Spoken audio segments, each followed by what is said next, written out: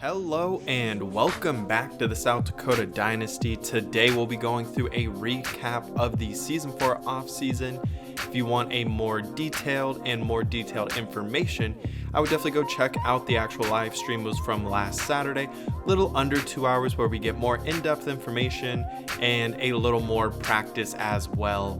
But we went 4-8 in Season 4, an improvement from Season 3, and I think this team has the ability to take another step forward.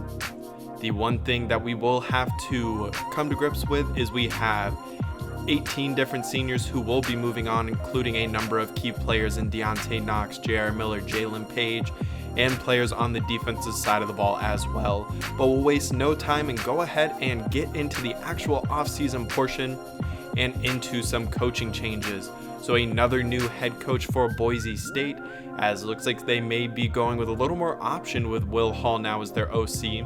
Hawaii has a new head coach and offense coordinator in Phil Longo. So a couple of good offense coordinators made their way to the Mountain West Conference, and Bud Foster's final job does not work out very well for him. At San Diego State, Frank Wilson takes over as Rocky Long retires. Our coaching staff once again stays intact. There is a new defensive coordinator though for South Dakota State. North Dakota signs another great head coach, and Bubba Swigert goes back to the original school for him. And then Rod Carey, who was at FAU, finished in the top 5 last year, now takes over as Nick Saban has retired at Alabama. You can see the players we will be losing, a number of impact players and players who have started for us since day one, with players like Sylvia, J.R. Miller, Jalen Page, Deontay Knox, Ross Bukowski, and Shado Hansen, Tevin Robinson. So a lot of talent will be gone, but there were a decent amount of backups as well. So we didn't have anyone drafted or request to transfer to the Coyotes, and now we'll move into the recruiting portion. So going in, we had the 119th class with 17 players signed and 1 spot remaining.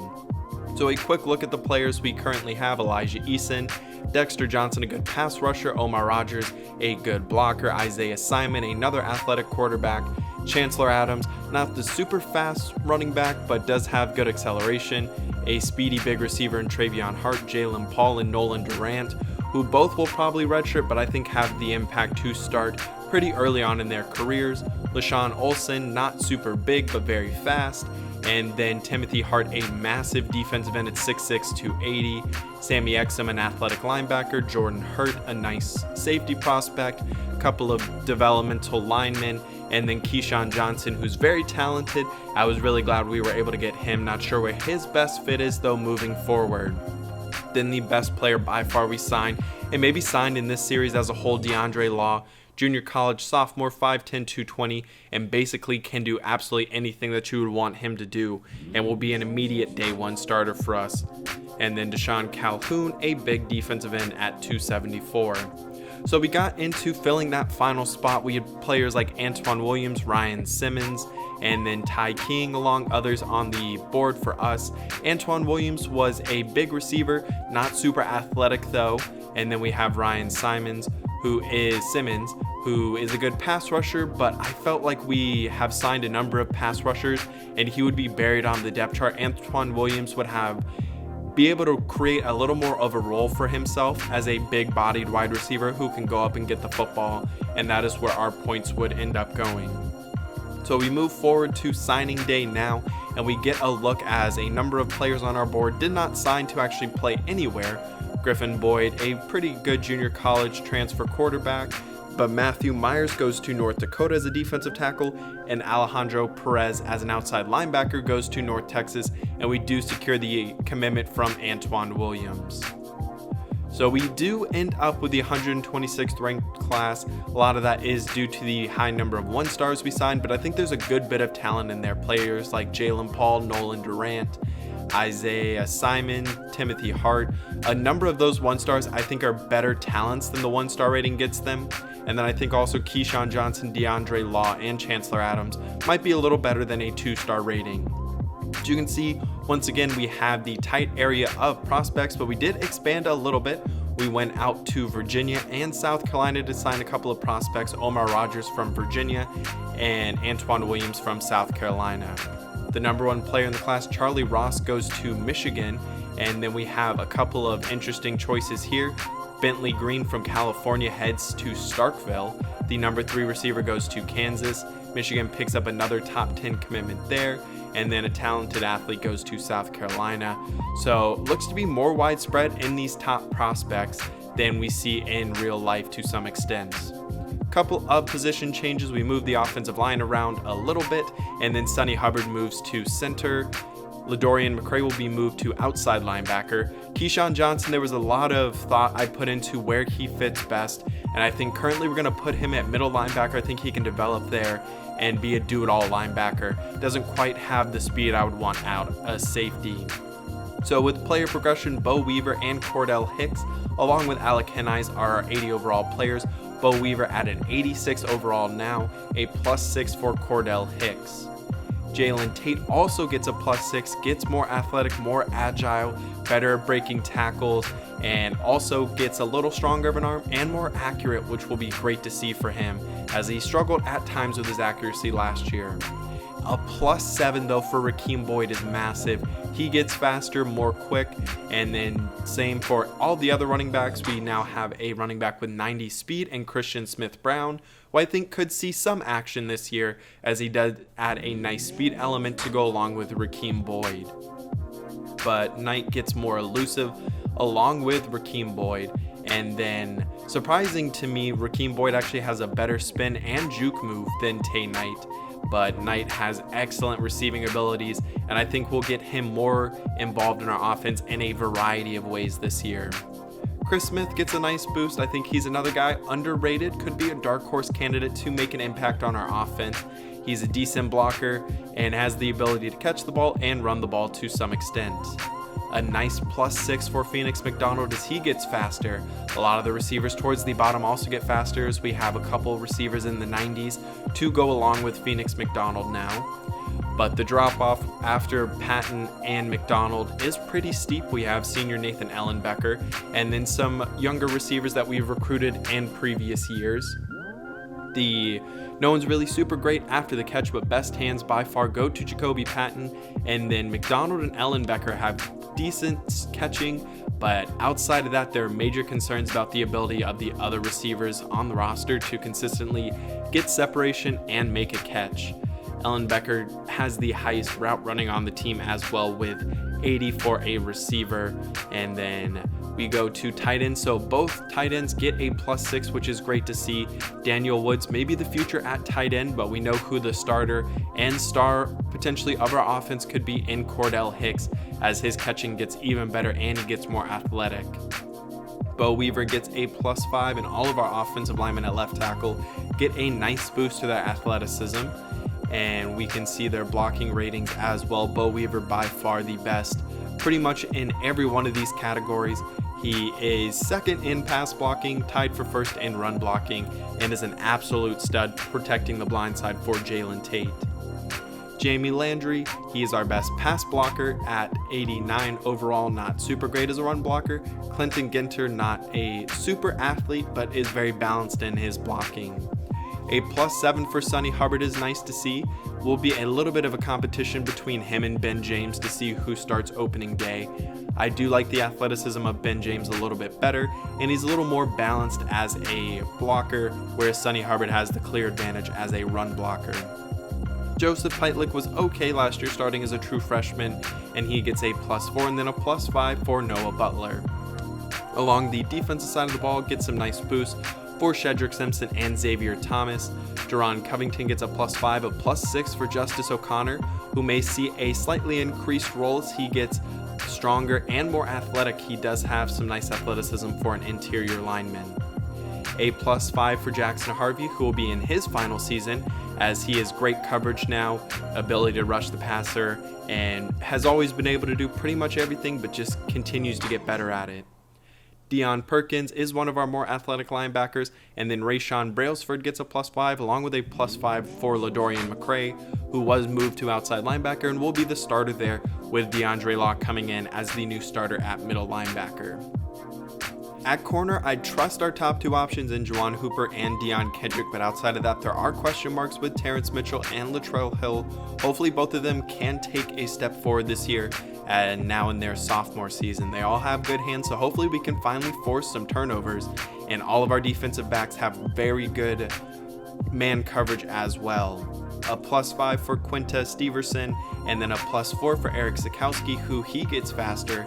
Steverson, I should say, is our fastest safety on the roster, and I think that definitely adds a nice element. He's got some good man coverage as well. DeMarco Anderson and Donnell Beecham both get a +5. I think you could see both of them take the field this year. Beecham didn't see the field very much last year as a junior college transfer, but has slightly better coverage ratings than DeMarco Anderson. We got to the cutting portion of the offseason, and because what we were able to do with the structuring of our roster, we didn't have to cut anyone. So we see Isaiah Simon and Elijah Eason along with Chancellor Adams are redshirting. No surprises there really. And then Omar Rogers gets redshirted. Didn't recruit a mini offensive lineman this year, so only Jalen Paul will be redshirting, actually along with Daniel Fernandez. Then along the defensive line, we may be a little thin, but we're going to redshirt all the incoming freshmen, and then also Denzel Oliver. Sammy Exum needs time to develop, but has a nice athleticism, and Keyshawn Johnson will be redshirting as well, along with Nolan Durant. LaShawn Olsen and then Jordan Hurt will be redshirting, and that wraps it up there. So our schedule this year will start off on the road against Western Kentucky, then come home for a game against Ohio, follow that up against a game at Iowa, then 2 bye weeks, then we get into Mountain West Conference play. We play Hawaii, South Dakota State, Air Force, Boise State, Wyoming, Colorado State, North Dakota State, play Nevada this year out of the West, and then end the season against North Dakota once again. So you can see Cordell Hicks, I think he will have an impact lined up at receiver this year. At center, Ben James will get the initial start at center. Then we're going to have to sort of finagle our defensive ends to get the best results there. And then it'll be DeAndre Law backed up by Deion Perkins. And no real surprises here on the depth chart is probably what you were expecting. DeMarco Anderson will be starting over Donnell Beecham. I did put some consideration into that, but thought that DeMarco Anderson's been a starter coming off of last year, and I think he would be the best fit to start for us.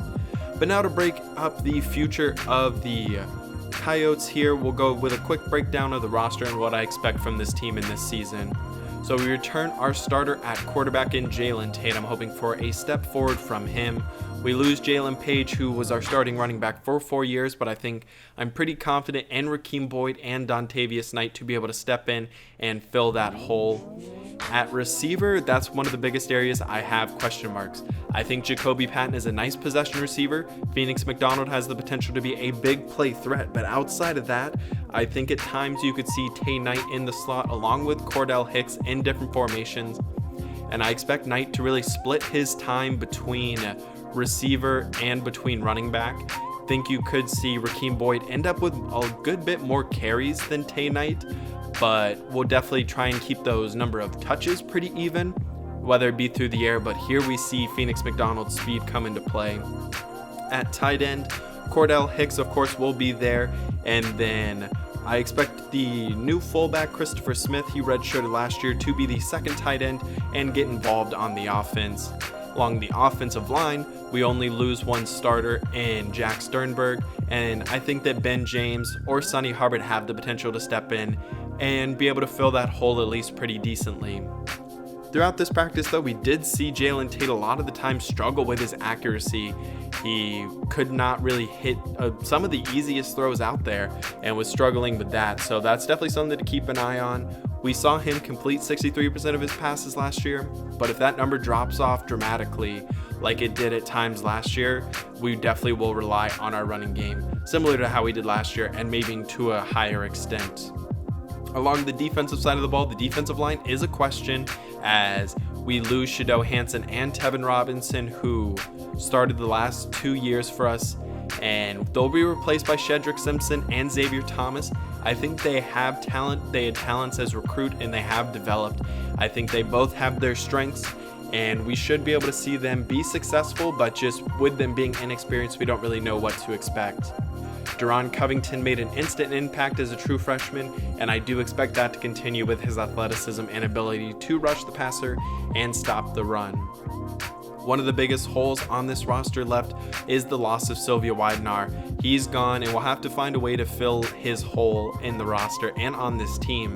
A move we made is we moved Jackson Harvey to Sylvia's old position at left outside linebacker, moved LaDorian McCray out to Jackson Harvey's old position, and then DeAndre Law to middle linebacker where he can roam the field most effectively.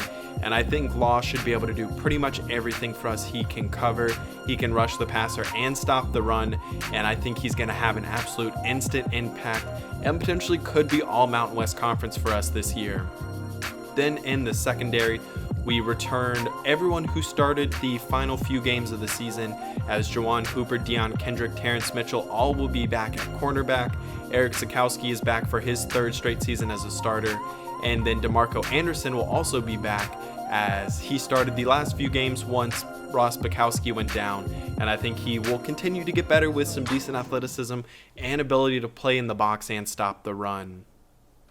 But that will do it for today's episode. Super excited to get Season 5 underway. Our first game, of course, will be at Western Kentucky. I think it's a winnable game and a good game to get us started off on the right foot. We'll have to see what this team is capable, though, and see if we can take that next step. My goal for this season is to get this team bowl eligible into their first bowl ever and see what steps forward we can take outside of that. If we can beat North Dakota State, South Dakota State, and North Dakota maybe this year and sweep all the Dakota schools, that would be great to see. Just different things that we can look forward to and see. You never know which players are going to break out. Rakim Boyd, I didn't expect him to have a huge role last year, and he ended up making a massive impact, especially down the stretch for this team. And now he will be the starting running back to some extent for the Coyotes coming in this season. But I hope you did enjoy today's episode. If you did, please leave a like down below. Make sure you subscribe so you don't miss any of Season 5 of the South Dakota Dynasty. I will see you next time for Week 1 against Western Kentucky. Have a great rest of your day.